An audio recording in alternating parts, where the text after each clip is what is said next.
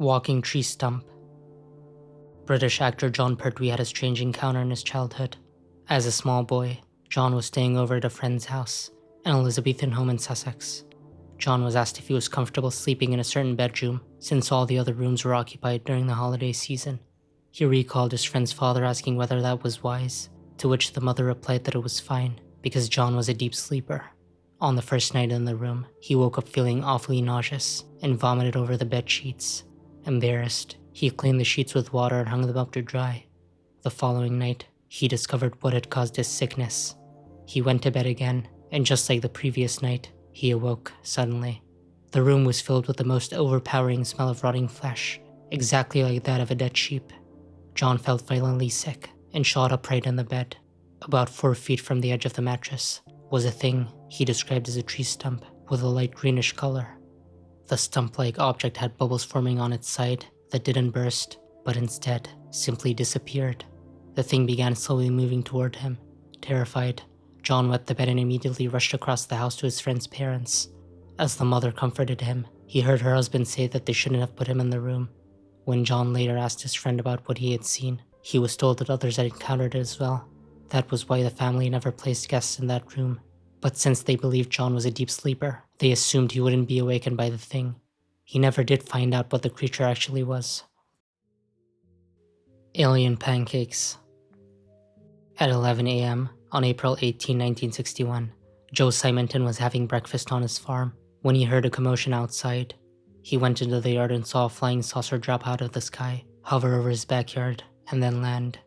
The hatch of the saucer opened, revealing 3 aliens, each about 5 feet tall and weighing roughly 125 pounds, whom Joe described as Italian-looking. They appeared to be between 25 and 30 years old and wore dark blue knit uniforms with turtleneck tops and helmet-like caps. The aliens did not speak in Joe's presence, but they pulled up a jug with silvery handles and gestured for water, handing the container to him. Joe went into his basement, filled the jug, and brought it back to them. Looking inside the saucer, he saw one of the aliens cooking what appeared to be pancakes on a flameless cooking appliance. In return for the water, one of the aliens presented Joe with 3 pancakes straight from the grill. As he did so, the alien touched his forehead in what seemed to be a salute of thanks. Joe saluted back, and the aliens then departed in their flying saucer. Joe later tried one of the pancakes, which he described as tasting like cardboard. He gave the remaining 2 pancakes to Vilas County Judge Frank Carter, a local UFO enthusiast. Help me, Susie's dying. Around 1975, Rob Dixon and a few other kids insisted on gathering at the nearest phone box to hear a spooky message. By dialing a random number, without needing to insert any coins, they could hear a woman speaking in a monotone voice, repeating, help me, Susie's dying." Some of the kids said that occasionally, the message would change to, help me, Susie's drowning." Other children in the Lancashire, England area also reported hearing the same message, but no one could explain its origin or nature. Wollaton Park Gnomes. One evening, in late September 1979, a group of children were playing in Wollaton Park in Nottingham. It was around 8:30 p.m. when one of the children noticed something in a fenced-off area of the park that they called the swamps. Emerging from a small hole in the fence was a little man. When the children tried to get closer, he retreated back inside. A few of the children then went after him. As they did, they heard the sound of bells and saw a group of little men emerge from the tops of the trees and bushes in what they described as small red and white bubble cars. The little men, referred to by the children as gnomes, were about half the size of the kids. They had wrinkled faces, long white beards with red tips, and wore old-fashioned nightcaps, blue tops, and yellow tights. There were about 60 of these gnomes, with 2 riding in each of the little red cars. The cars had strange triangular headlights and no steering wheels. Instead, they had what the children described as a round device with a handle to turn. The gnomes began playfully chasing the children around the park, laughing as they did. At one point, one of the children fell headfirst into the swamp while being pursued. Frightened, the children tried to escape from the cars, which they said moved as fast as a normal car. The gnomes seemed to be enjoying themselves, chasing the kids for about 15 minutes before the children finally managed to escape out onto the street. The gnomes refused to follow the children and remained within the park. Later, the children reported the encounter to their school teachers. No wife, no fire. One day, in the year 2000, Ronald Rosenblatt was alone in his Zurich apartment with his cat, Polly, when the telephone rang. When he answered, an unfamiliar voice told him that his wife had just called to report a fire in his oven. Ronald replied that he had no wife and there was no fire in his oven. Shortly after hanging up, he heard a knock on his door. Standing there were two white men in their 30s, dressed in plain clothes and offering no identification. They claimed they were from building security, although Ronald knew that all the building security guards wore uniforms. One of the men, who was calm, repeated that Ronald's wife had called to report a fire in his oven. Once again, Ronald explained that he had neither a wife nor a fire. The other man, however, seemed to be in a violent rage, shouting that he was going to enter the apartment no matter what. Suddenly, Polly the cat jumped up onto a chair, clearly visible from the doorway. This seemed to have an effect on the calm man, who quickly grabbed his partner as they both turned and left. A few moments later, an actual security guard, this one in full uniform with a badge, arrived. He told Ronald the same thing the other two men had said, and once again, Ronald denied having a wife or a fire. Brown Mantid cures addiction. An anonymous man reported a strange encounter in 2019. He was staying at a Hilton hotel in Goose Creek, South Carolina, where he was working in the data center industry. For years he had been battling addiction, and no matter how much money he earned or how successful he became, he repeatedly relapsed, even after long periods of sobriety. One night, after watching a documentary about various gods, he memorized their names and prayed to each of them to release him from the burden of addiction. He then went straight to bed. Shortly after falling asleep, he was awakened by a large, brown, mantis-like being standing to the right of his bed. The creature was as tall as the ceiling and appeared to be standing within a kind of portal or opening in the hotel room wall. The man found himself paralyzed. Only his eyes could move. He was then lifted about 3 feet above the bed and became increasingly terrified, at which point the creature reassured him that it was there to help. The experience lasted roughly 3 to 5 minutes before he was lowered back onto the bed. When he woke up, he could move normally. The being was gone, and the wall had returned to normal. What had changed, according to the man, was that he no longer suffered from addiction or cravings. He says he often prays for the being to return, so he can thank it for changing his life. Bulls dancing on hind legs. During the summer of 1984, Scott, who was about 9, was staying at his grandparents' house in the countryside.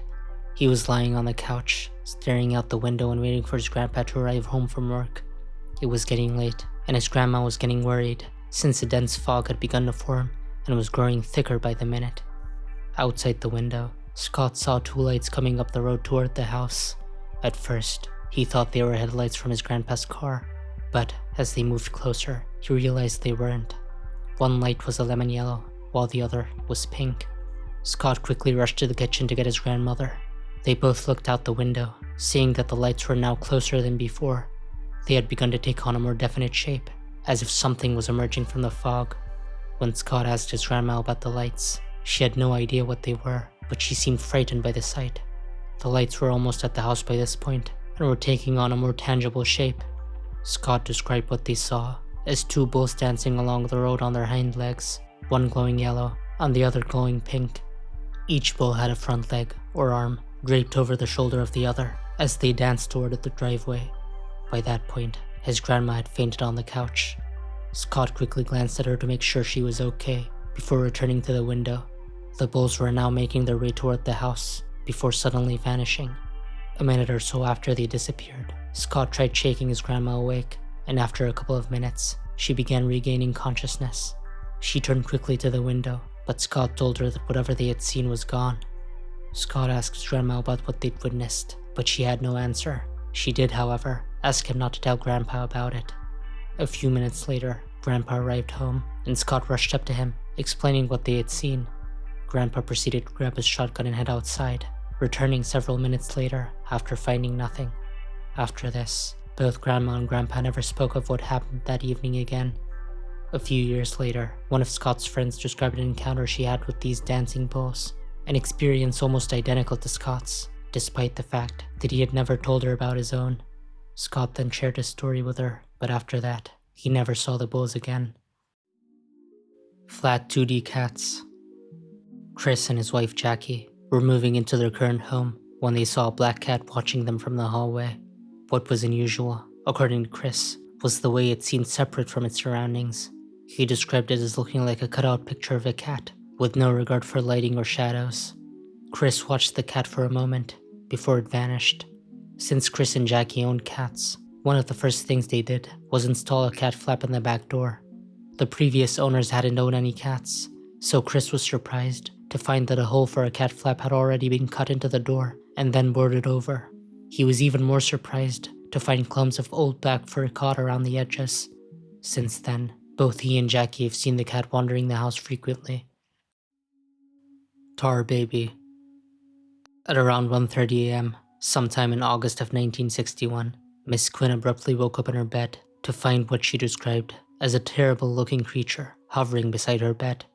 She watched in horror as the creature drifted across her bedroom toward the bed where her daughters were sleeping. It was then when her 14-year-old daughter Judy awoke to see this creature hanging above her head.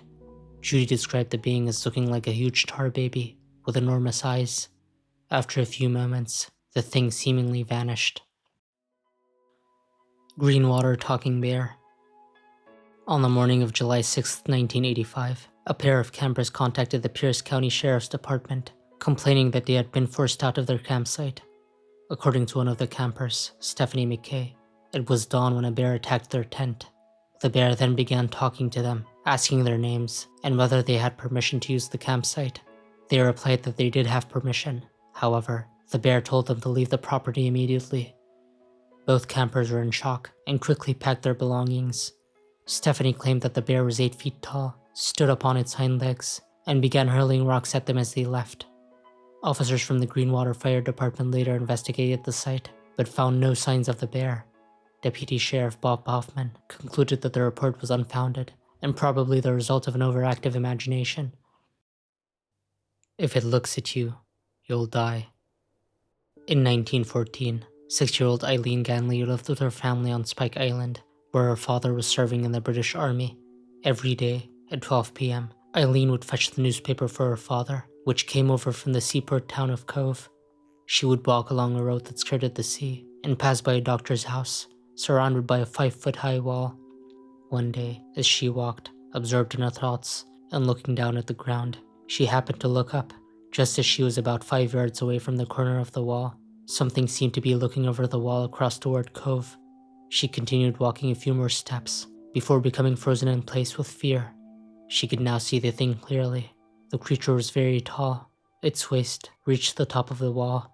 Eileen described it as roughly human, with a head, shoulders, and arms, though its hands were hidden behind the wall.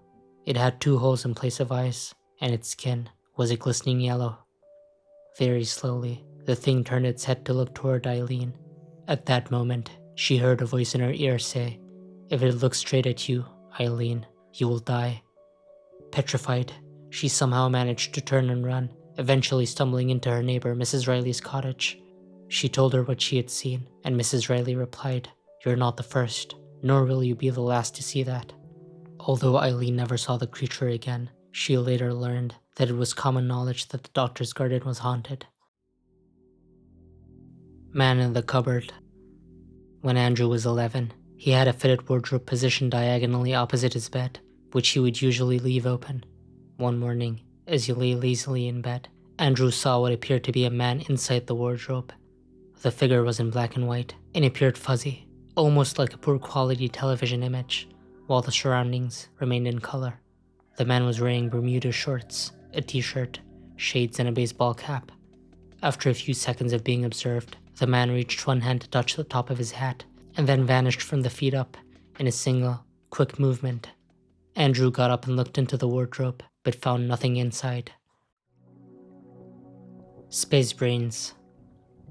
At around 2 a.m. on August 17, 1971, Peter Rodriguez and John Hodges left the home of a mutual friend.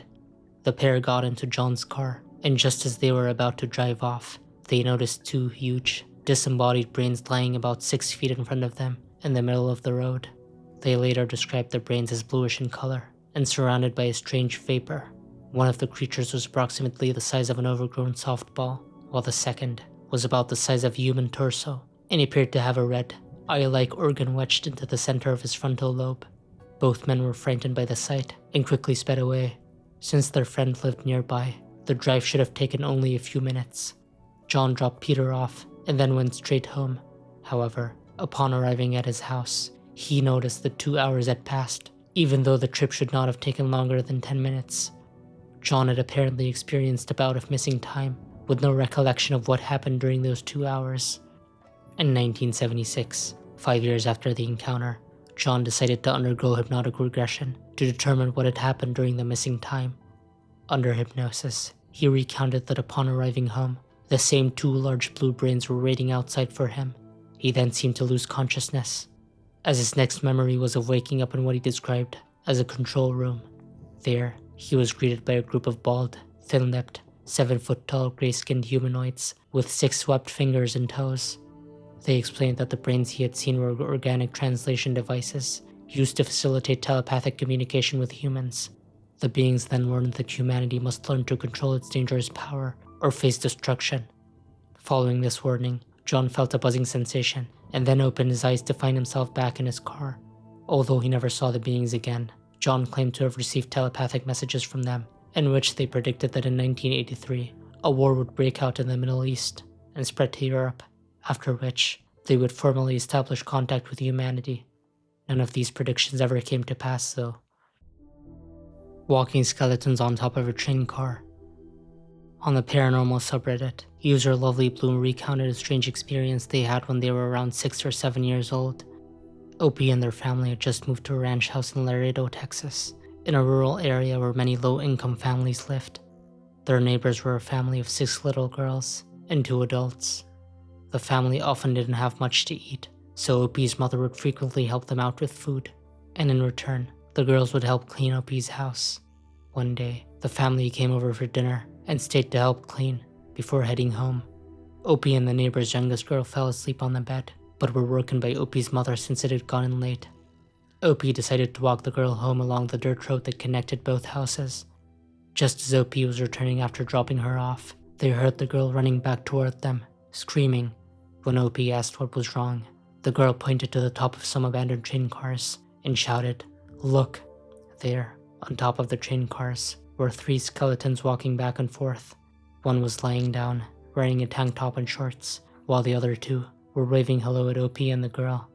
Terrified, Opie rushed back home and told their mother and 2 brothers what they had seen. Surprisingly, when they all returned to look, the skeletons were still there, still waving. They threw rocks at the figures, but the rocks seemed to pass right through them. After a while, Opie and their family returned home, and they never saw the skeletons again. Years later, when Opie was older, they asked their mother if she remembered the encounter. She did. She also claimed that the reason the little girl had been so frightened was because the skeletons apparently wouldn't let her go back to her house. Granola People. On the Humanoid Encounters subreddit, a user asked whether anyone had ever encountered granola-like people. The OP, now 20, claimed to have encountered 2 such granola-textured beings over the years. His first experience occurred when he was 5. He would wake up in the middle of the night and see 2 beings, each about 3 feet 2 inches tall, with yellow eyes and skin textured like granola, staring at him. Whenever this happened, he would either squeeze his eyes shut or turn the other way. Despite telling his parents about these encounters countless times, they dismissed them as the product of a child's overactive imagination. One morning, however, after an encounter the previous night, 2 sets of tiny handprints appeared on his bedside. They weren't normal handprints, but rather impressions of fingerless hands made of a foul-smelling, granola-textured substance. OP's parents were baffled, but ultimately wrote it off as him having a midnight snack. The encounters continued throughout the 3 years OP lived in Kansas, and even after moving to other states, he continued to see the beings well into his teenage years. Man tries to fight an alien. Celio Lima Batista was on his way home late one night, walking along a desolate field, when he noticed some lights and figures behind him. Thinking he was about to be robbed, he turned around to confront whoever was following him, and was faced with a huge, 2-meter-tall figure with large fiery eyes, a massive head, and pincer-like hands. He lunged at the creature and swung several times, but all his attacks seemed to miss. Exhausted, he stepped back, stunned. Suddenly, the enormous creature lunged at him, beating him senseless. Celia was later found unconscious and taken to a nearby hospital, where several large bruises were discovered on his back, and he was treated for a wound on one of his fingers. Neanderthal on a stick. In 2012, Alexander O was gathering mushrooms in a forest near the city of Vitebsk in Belarus. After driving to the area, he left the car while his wife walked toward the lake. Looking around, he didn't find many mushrooms, so he began calling his wife's name, but she didn't answer. He continued collecting the few mushrooms that were there and called out to her again. As Alexander looked up, he noticed what appeared to be a piece of burnt wood, thin and black. Assuming it was a charred tree, he paid little attention and kept walking, but the tree remained in place, and he suddenly felt a strange urge to take a closer look. When he raised his eyes higher, he saw a head 3 times larger than his own. It resembled a monkey's head, with a low forehead and large eyes. The head seemed to be 3 or 4 meters above the ground, staring directly at Alexander. Despite its massive size, the expression on its face was pleasant rather than threatening, and Alexander surprisingly felt no fear. The face had overgrown black hair, dark skin, and human-like lips and a nose. Strangely, Alexander could not see a torso, nor any arms or legs. The being appeared intelligent, which made him want to speak to it, yet, in an instant, it vanished. After a while, his wife returned. Reflecting on what he had seen, Alexander estimated the creature to be about 3 meters tall. What he assumed was that the tree was actually its torso, which was extremely thin. He remained certain that he had not seen any limbs at all. Cockroach asks for bedsheets. In the late 1990s, Peggy decided to settle down for the night in a motel in California City during a long drive from Las Vegas to Los Angeles. While watching TV in the motel room, she heard a knock on the door. She approached it and opened it without unhooking the chain. She heard a man's voice asking for some bedsheets, but at first, she couldn't see anyone. As she continued looking around for the source of the voice, she discovered that it didn't belong to a human at all, but instead to an enormous cockroach. The creature stood upright and was roughly 6.5 feet tall. It didn't take long for the creature to notice Peggy watching it from behind the door. When it did, it spat a brown substance toward her. Peggy screamed, which prompted the creature to utter the word, "Why?" She didn't respond. Instead, she opened the door, dashed past the creature and ran down the corridor. The creature followed closely behind and grabbed onto her cotton dress just as she neared the exit. It wrapped its double-barbed hands around her wrists, and its chitinous antenna brushed against her face. Terrified and on the verge of losing consciousness, Peggy fought back, kicking the creature's ankles out from under it before kicking it in the face. She took off running again. The creature quickly got back up and continued chasing her. Peggy reached the door at the end of the corridor and slammed it shut on the creature's antenna, causing it to emit a high-pitched shriek.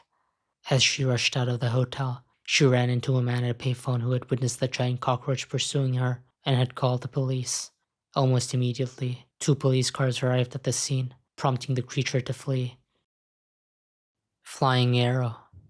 In 1960 or 1961, 11-year-old Ruth Summersides was home alone painting when she heard a kind of whistling and whooshing sound behind her. Turning around, she saw something flying toward her and quickly threw herself to the ground as the object passed over her head. When she stood up, she saw an arrow that had flown across the yard and struck the front door, sticking nose first into it. Ruth went to investigate, and as she got closer, she saw that the arrow had settled vertically beneath the door knocker. It was around 6 inches long, with a black pointed head and a frilly ruff around the short neck section. Hanging from its neck were about 6 shiny red ribbon-like streamers, with similar black streamers beneath them. To Ruth's surprise, the thing began moving, whirling and spinning, while making the same whistling sound she had heard before. She immediately ran toward the back of the house, with the object still whistling behind her and seemingly following her. She hid in the pantry until her parents came home, though they didn't believe her story, insisting she had probably seen a dragonfly or a hornet. One day, while delivering eggs to an old man in the village, Ruth told him about the encounter. He replied that it had been 50 years since he had last seen one of those things, which he called flying arrows. Attempted abduction by a lobster thing. Sherry grew up in a remote area of Greene County, Pennsylvania that was known for unexplained and paranormal phenomena. When Sherry was 14, she had an unusual experience that might have been a botched alien abduction. She woke up to find herself dangling by one arm in the claw of a huge creature that resembled a crayfish or lobster. It was about 7 to 8 feet tall and had enormous antennae. The creature was positioned in the window, whose glass was missing, and had been replaced by a strangely lit doorway. It attempted to pull her through this doorway, but she struggled against it until it dropped her to the floor. The next morning, Sherry awoke lying on her side on the floor, her shoulder aching wildly, and a huge black bruise on her arm where the creature had held her. At first, she believed she had dreamt the experience, but she couldn't explain how she ended up on the floor or the visible bruises. Whatever the entity's purpose was, it didn't return again. Asparagus aliens cure cancer. In July 1951, Fred Reagan, a pilot, was flying his plane over Georgia when he felt a mysterious force pull his aircraft upward, crashing it into an unknown object. Suddenly, he found himself inside a strange craft where he encountered 3 entities, roughly 3 feet tall, which he likened to giant, metallic stalks of asparagus. The creatures apologized to Fred for the accident and proceeded to give him a medical examination. They then informed him that they had cured him of cancer, which he had never known he'd had. Fred was later found unconscious in a field, seemingly unscathed, with his plane wrecked nearby and its engine buried almost 6 feet into the ground. 11 months after the encounter, Fred mysteriously died from brain deterioration, which was attributed to overexposure to atomic radiation. Aliens have a barbecue. 4 men were digging in a turquoise vein in the desert near Kelvin, Arizona, when they noticed what appeared to be the desert floor moving across the sky. Suddenly, an object that had been camouflaged appeared from the west and stopped about a football field's length away from the witnesses before landing. A ramp extended from the object, and 2 men, dressed in shorts and t-shirts, walked down. They were followed by 2 women and 3 children. The men returned to the object and brought out something resembling a barbecue, then a table, and some chairs that appeared metallic. The women seemed to be carrying food and something resembling a cooler. One of the men approached the witnesses and asked what they were doing. The men replied that they were searching for turquoise. The visitor responded that he would never understand human fascination with rocks, and then walked away. Soon after, the group of visitors gathered up all their belongings, waved at the witnesses, and departed. Aliens tried to kidnap a dog. John Trasko was outside feeding his dog when he saw an egg-shaped object in front of his barn. There, he found a 3-foot-tall being with a putty-colored face, wearing a green costume decorated with buttons, a Scottish bonnet, and gloves. The entity then said, in bad English, "We are peaceful people. We only want your dog." John refused, telling the being to go back where it came from. The being then returned to the craft and took off. Ririe Carjackers. On November 2, 1967, Will and Guy were driving home after a night of drinking when a flying saucer suddenly blocked their path. The saucer's dome opened, and one of the occupants emerged and climbed into the driver's seat of their car. The being was small, with rough, scarred skin that almost resembled a cantaloupe. It proceeded to drive the car a short distance into a field before stopping.